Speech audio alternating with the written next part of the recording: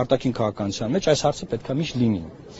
Ծայրահեղությունից ծայրահեղություն կա ուրացությունը ծայրահեղությունը, կա առաջնահերթություն դրոշակի պես դրել առաջին պլան, դա նույնպես ծայրահեղություն է։ Բայց արտաքին քաղաքական մեր հարցերի մեջ պետք է լինի, որովհետև այն ունի անվտանգային նշանակություն մեր համար։ Օրինակ ինչ որ եղել է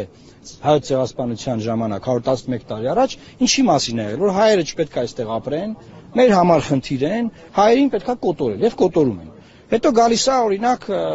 Արցախում էթնիկ զտում։ Էլի հայերը չպետք է այստեղ ապրեն, մեզ խանգարում են եւ էթնիկ զտում պետք է լինի։ Հետո գալիս է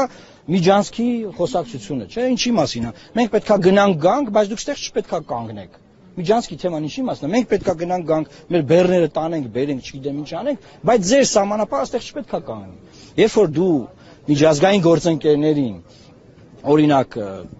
Ամերիկայից, Մեծ Բրիտանիայից ներկայացնում ես խնդիրը այս ոճով, պատմական ընթացքը ցույց է տալիս։ Մարդը քեզ հասկանում է, թե ինչ է կատարվել այն ժամանակ ու ինչ է կատարվում հիմա։ Հարցը այն մասին է, որ մենք ունենք պատմություն, ունենք վատ ժառանգություն ցեղասպանության տեսքով։ Եվ այս վատ ժառանգությունը մեզ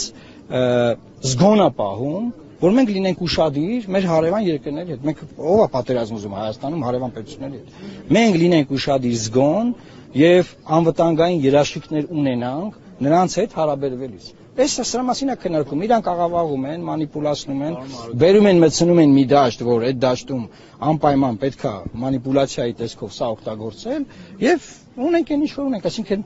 արդարացնել Հայաստանում այսօրվա ուրացության խոսույթը մանիպուլացնելով, որ իբր ով որ ազգային որևէ բան ասում է, ուրեմն պատերազմ է։ Հիմա դուք վատ իշխանության ինչ եք անելու։ Հետապնդելու եք այդ հարցը առաջնահերթություն։ Երեք ես թեզերից մեկը ներկայացել եմ, որը վերաբերում է օրինակ Արցախի էթնիկ զտմանը։ Մենք միջազգային նախադեպ ունենք հենց հիմա, որ Հարավային Աֆրիկայի Հանրապետությունը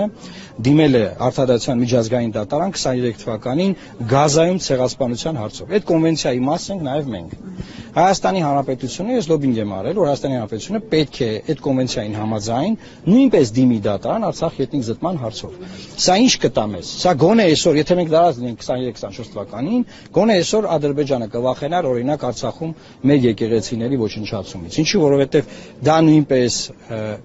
կոնկրետ էթնոսի հետքերը մաքրելու, ոչնչացնելու ցեղասպանական գործողության մի հատված է։